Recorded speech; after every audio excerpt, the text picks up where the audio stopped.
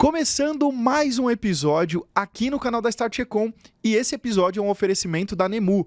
A Nemu é uma plataforma que resolve de vez os problemas de atribuição nas suas campanhas de performance no seu e-commerce. Se você é um líder de e-commerce, sabe o quão é difícil a gente entender exatamente onde estão indo os nossos investimentos e quais são aqueles investimentos que estão de fato trazendo resultados para a nossa operação.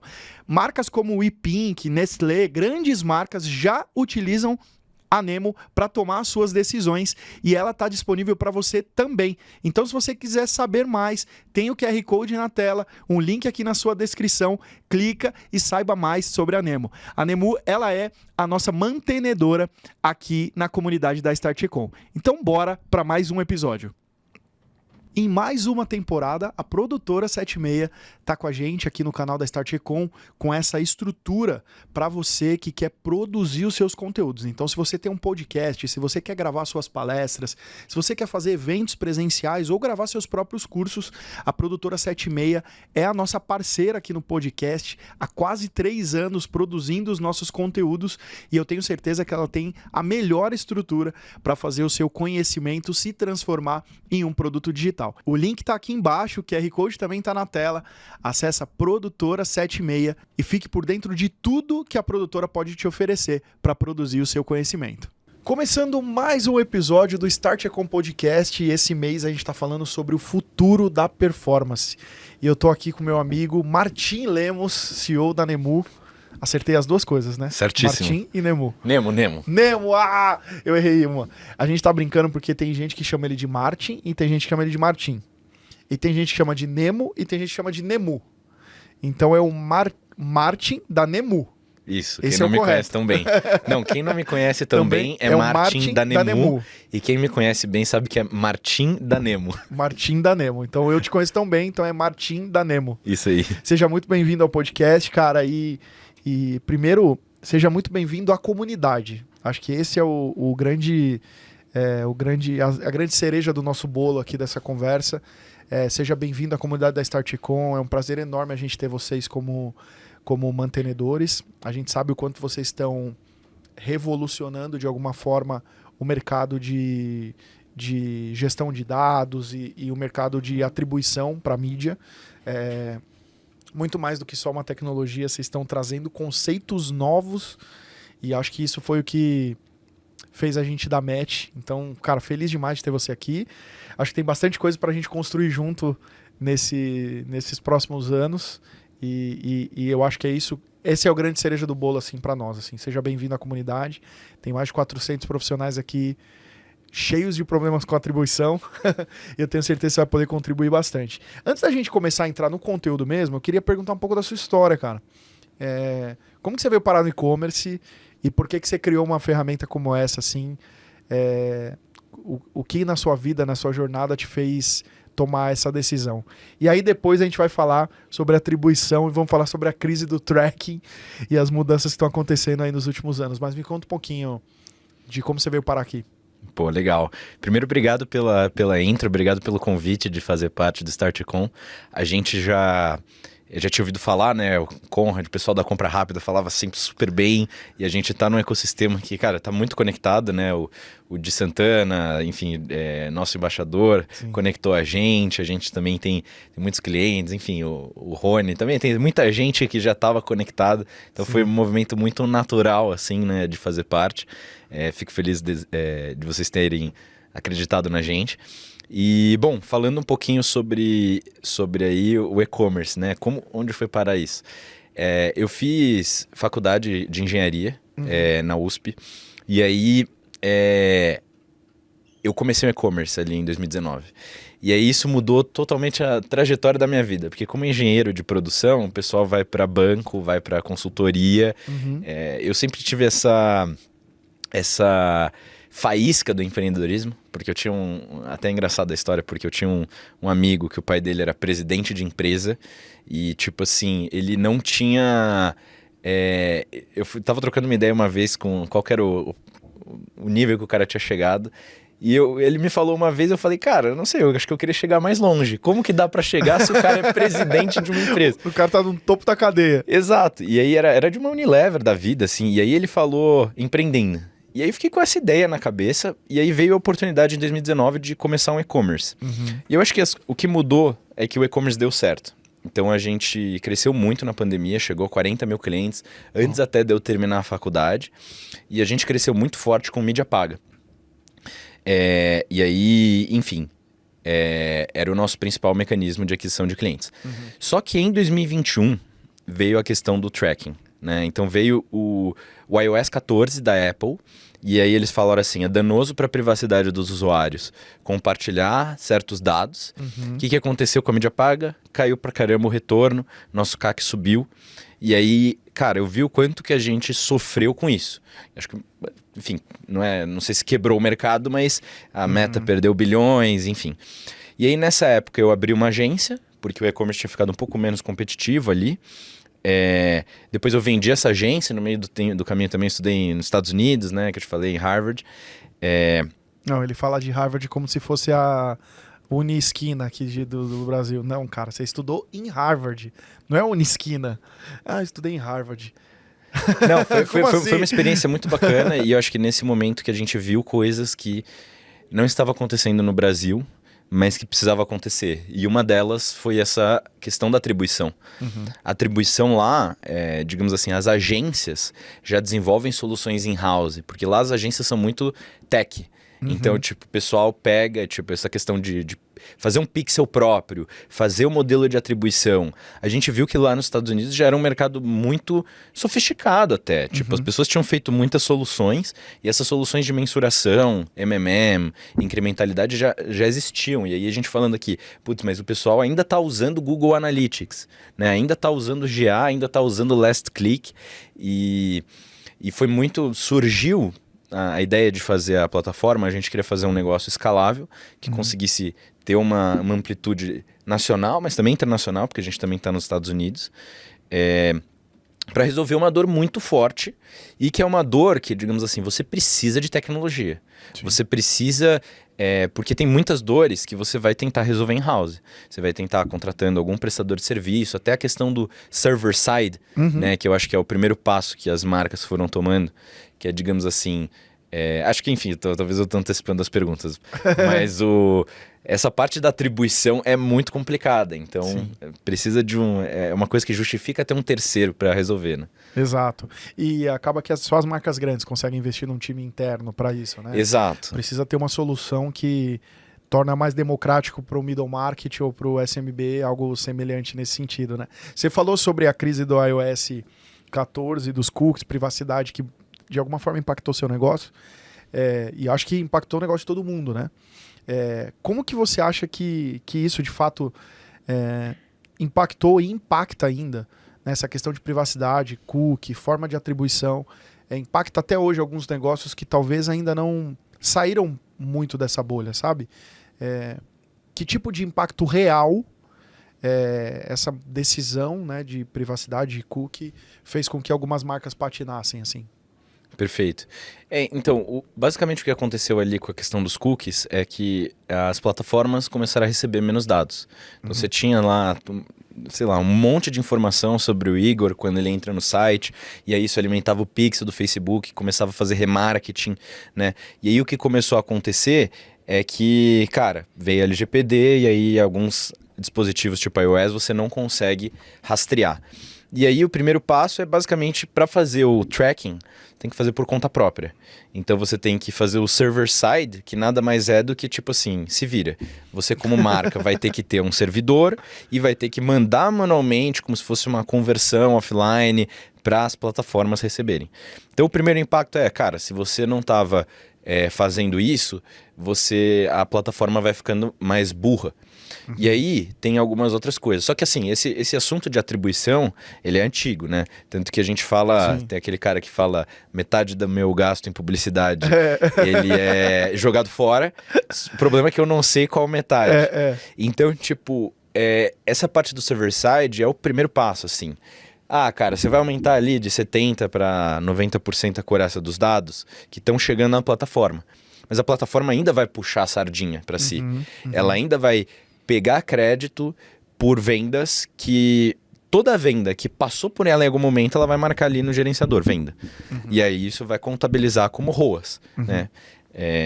Porque, enfim, não dá para nem falar assim. Tem uma questão de viés, mas tem uma questão também, digamos assim, a Meta não vai gerenciar, rastrear sua jornada inteira, ver o que é Google, descontar isso. Cada plataforma tá tendo o papel de querer mensurar e provar o próprio retorno, né? Então, acho que o Google também fala, né, sobre isso. Cara, a gente sabe que tem muitas campanhas que têm origem Meta. Teve essa briga, acho que na NRF, uns negócios públicos até. Achei engraçado. Mas enfim, e a gente tem essa discussão, ela tá muito latente, né? No TikTok, aí tem o TikTok Shop que tá vindo pro Brasil, né? Agora tá bombando, né? E lá nos Estados Unidos é muito consolidado. Então a gente tá num momento de muita revolução nesse assunto, né? Então acho que isso fez o mercado se mexer e ainda... enfim, a gente ainda tem problemas no Google Analytics com usuários Apple. Isso o pessoal fala, quantidade de not set. Para quem tem aplicativo, putz, 30% daquela parte ali que é tipo, cara, você vai confiar... Not set do 30% do todo é muito... Não, enfim, teve um cliente... completamente a análise, né? Um cliente nosso que palestrou junto com a gente no Fórum E-Commerce Brasil, ele falou assim, você vai confiar num relatório que diz que 100 mil reais vieram de lugar nenhum? Tipo, lugar nenhum. O que é lugar nenhum, né? Essa é a questão. Então ainda a gente vê que pela falta de tecnologia, o Brasil, a maior parte das marcas ficou acomodada porque não sabia que tinha como resolver essa parte. Essa parte do Google Analytics E já fazendo o gancho na tua resposta, o que é solução hoje em dia para isso? Imagina que tem um head lá que, cara, usa o Google Analytics, como um upsell do Google Analytics, contratou o GA360, ainda faz boa parte manualmente ali dessas trocas do que vem da plataforma. Cara, o que tem de solução, o que é saída para ele conseguir, de fato, ter uma fonte da verdade mesmo, né? Não confiar nos dados de quem te vende anúncio. Né? Como que você pode confiar em alguém que te vende o próprio anúncio? Óbvio que esse cara vai fazer o máximo para que, óbvio, não vai roubar nos dados, mas vai conduzir os dados para apresentar para você da melhor forma possível, né? Então, o que tem de solução? Qual é a solução para o Head E-Commerce hoje? Então, a solução, pensando primeiro no princípio tecnológico, né? Antes de falar de qual fornecedor. Você tem que fazer o tracking, jogar isso para um banco de dados, então você tem que coletar esses dados, armazenar eles e depois disso tratar e fazer modelos de atribuição. Então essa primeira parte do tracking ela é extremamente importante porque ela vai falar sobre a qualidade dos dados. Até a gente conversou um pouquinho no outro podcast. Se você tem até aquela frase, garbage in, garbage out. Se a qualidade dos dados estiver ruim, então se você tiver com esse 30% de not set, que seja 7%, 10% de not set, aquele bolo direct, cara, ele está tendo que fazer alguma amostragem ali. Então, é difícil quando a gente vai fazer o modelo de atribuição, ele vai ficar meio comprometido nesse sentido, né? Então, a primeira parte é você fazer essa coleta que não é impactada por LGPD por ser first party, né? E que, digamos assim, não tem todos esses problemas que a gente viu que tem no GA. E aí, beleza, você tem que fazer isso e depois você tem que montar modelos de atribuição que não são enviesados, né? Porque você vai ter, sei lá, receita influenciada do CRM, você vai ter receita reportada pelas plataformas. E aí você precisa ter uma fonte da verdade isenta para você falar assim, cara, beleza, tô entendendo meus dados, e aí a maior parte das marcas utiliza o last click, que é o primeiro modelo para falar assim, beleza, preciso escolher um. Não dá para todo mundo compartilhar essa venda. Tive aqui Meta, TikTok, o afiliado e o Google. E tá todo mundo falando que fez essa venda. Preciso escolher um, vamos escolher o último. Tá? Que foi o modelo mais Que é mais usado hoje, né? Claro. Ainda é o mais usado. Ainda é o mais usado, né? Só que aí o que acontece? A jornada ela foi se tornando cada vez mais complexa. Então, cara, tem muitas... E aí até o Google, né? Ele acaba tendo aquele última participação e você tem muitos negócios que o Meta é o principal canal que gera demanda. Tanto que se você desligar Meta... E aí até fazendo aquela brincadeira, né? Você desligou o Meta porque no Google Analytics o ROAS de Meta é baixíssimo por causa do last click. Mas, digamos assim, o cliente, depois de ver um anúncio de Meta no Instagram, ele não tá chegando e comprando mais no impulso. Porque, cara, isso acontecia muito na pandemia, até na época que eu tinha e-commerce. Só que hoje em dia, você tem uma jornada que ela passa por muitos canais. Sim. Você vai pesquisar no Reclame Aqui. Eu mesmo, cara, eu não compro mais. Se você não confia muito, já viu o depoimento do cara no Instagram, já viu, comparou preço, né? Tem toda uma jornada de compra, que é a jornada de tomada de decisão. De conscientização ali de alguma coisa, né? Exatamente. E aí você...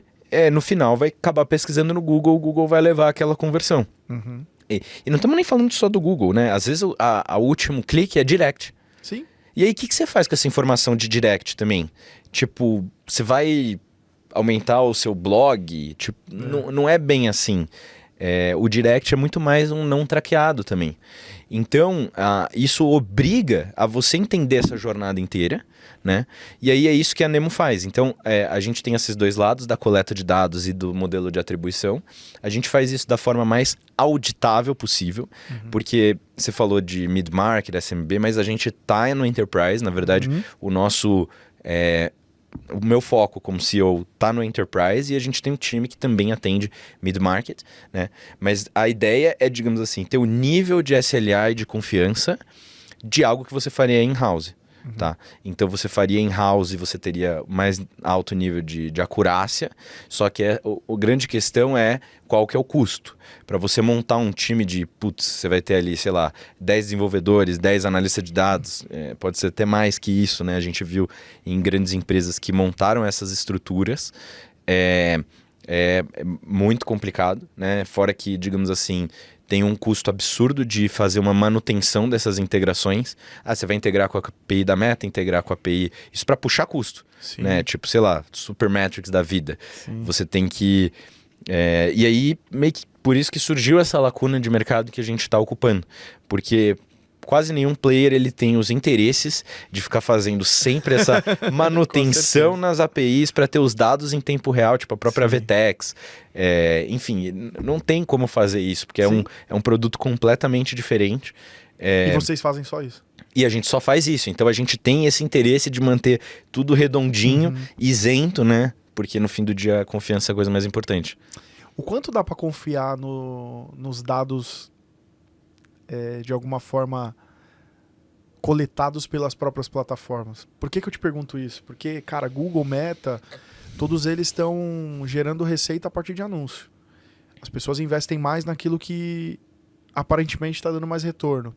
E aí essas próprias plataformas estão dizendo, eu sou rentável aqui, estou te dando um ROAS ótimo, coloque mais dinheiro em mim. O quanto dá para confiar, assim... tendo em vista que você construiu essa plataforma, e quando você compara, se puder até trazer cases de utilização dos dados das plataformas versus usando vocês, o quanto esses caras cresceram, tomaram decisões melhores ali, mas o quanto dá para confiar nesses dados, assim? Cara, então, o que primeiro vale a pena entender é o seguinte, beleza, eles estão... se você somar ali o quanto que cada plataforma está reportando, geralmente dá muito mais do que o seu faturamento. Então você já entende que tem uma sobreposição. Né? Tem alguma coisa errada. Exatamente. E aí, o que... eu estava até conversando com o Di Santana sobre isso, né? Tem algumas... as marcas, elas foram... primeiro elas migraram para o last click, depois elas entenderam que o last click não é o suficiente. E aí tem muita gente fazendo assim, não, eu olho o GA4, mas eu dou uma olhadinha no gerenciador. Então, basicamente assim, ela tá olhando qual que é o dado que mais convém, né? Tipo, você usar um termômetro e aí você você olha 2 termômetros diferentes e fala, qual que me convém mais? Pô, o da plataforma ou o GA4?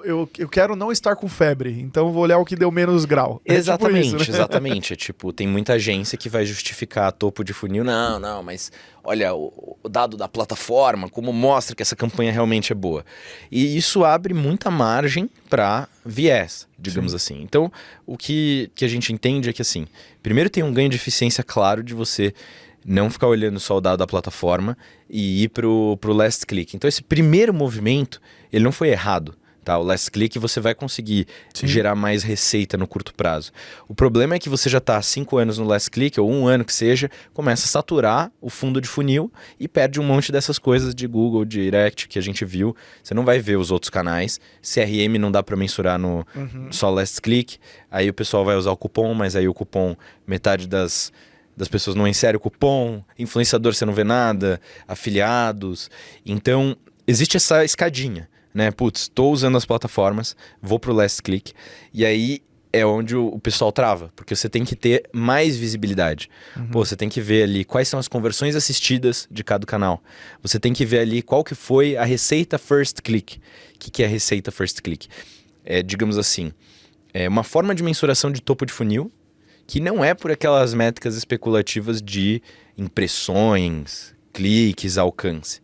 Porque você pode jogar um monte de gente pro site e o cara não é qualificado. Então, tipo, pô, tá bombando as sessões, mas e aí? Como que você sabe que esse cara tá comprando? Sim. Tem esse conceito de receita first click que mostra muito claro. Dessa receita que eu tive, 100 mil reais, qual foi o primeiro canal de origem? Enfim, aí até a gente viu um case lá a gente expôs um case do Fórum E-Commerce Brasil, que foi... viu que nessa diferença de first para last click, o TikTok tinha um first click, receita first click maior que a Meta. E aí ele só viu isso dentro da plataforma. E aí, digamos assim, isso foi o motor de crescimento para eles crescerem 150%. Uau. Então, digamos assim, abrir esse leque para diferentes modelos já é comprovado que pode ter muita coisa oculta que você não está vendo. Sair das plataformas para ir para um last click, por exemplo, Desinchar aumentou em 11% ROAS, já num volume grande. Sim. Cara, a gente teve o WePink, 31%. Cara, o WePink 31% é bizarro, né? Não, isso aí foi até legal. A gente gravou um podcast, né, mas cresceu... Porque já era um colosso, né? Já aparentemente, analisando de maneira fria, talvez nem existisse possibilidade. Você falava, putz, não tem mais de onde tirar aqui, né? Que loucura, 31% é muita coisa. Então, eu acho que assim... A minha visão, até o que a gente tenta democratizar, é que a atribuição ela é um assunto estratégico, tático e operacional. Então, se a gente falar com CFOs e CMOs, tanto que a gente foi no Web Summit, quando eu estava começando a empresa, e falava assim, não, problema de atribuição. Eles, nossa, problema, que puta problema. Lá na ponta, a gente já vê que, putz, os gestores de mídia, gerentes de e-commerce, não estavam tão conscientes. Então, que atribuição é um grande problema, acho que todo mundo sabe.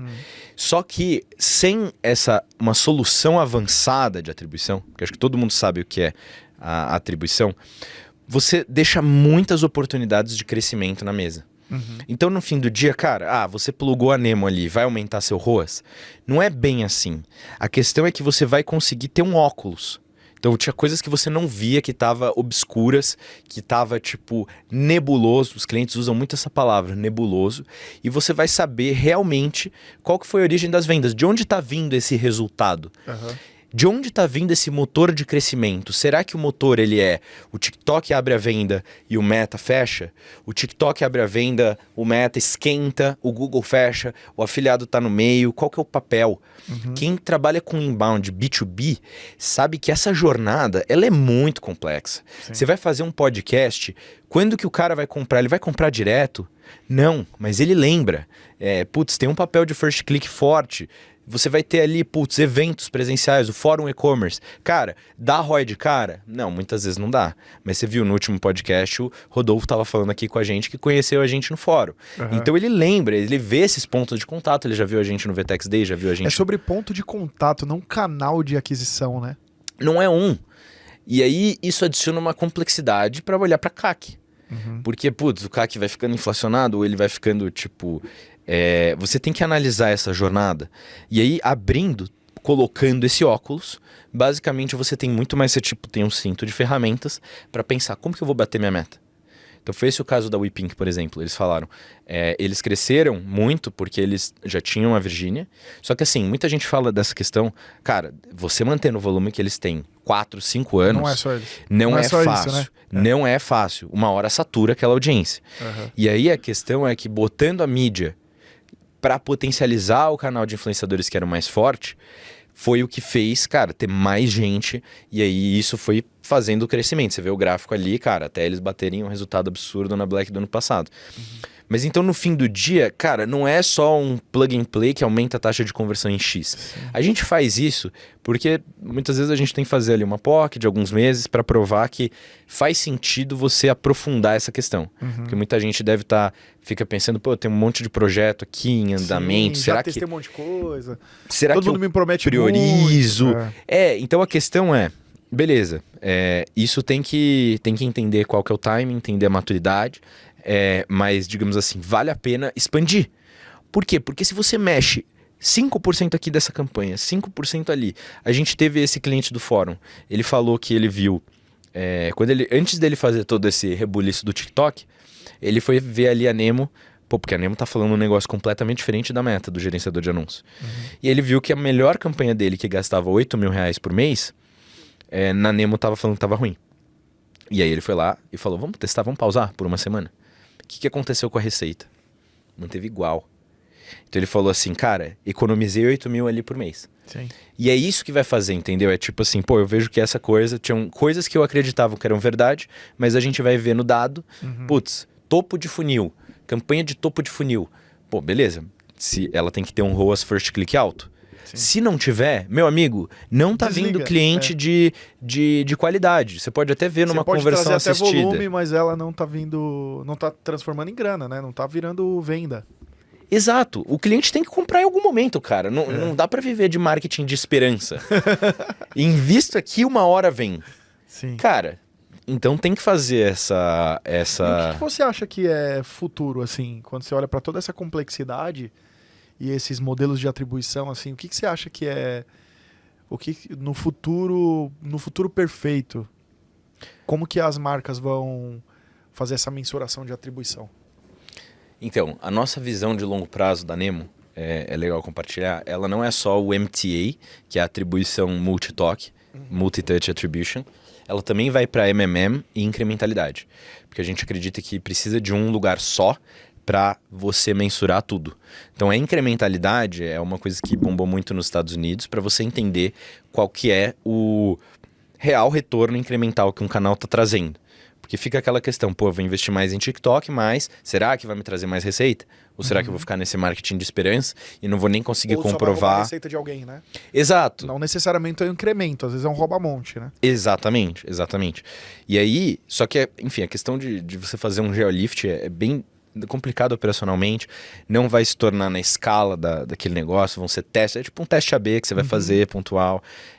E a gente tem o MMM, que ele é, digamos assim, tem até os novos modelos que o Google e Meta lançaram, Meridian e Robin, só que além da dificuldade de implementar isso, porque você precisa ter dados 3 anos históricos, você precisa ter, enfim, ele demora para rodar, ele é uma coisa que ela não conversa com o dia a dia da empresa. Tava até falando pro Rodolfo.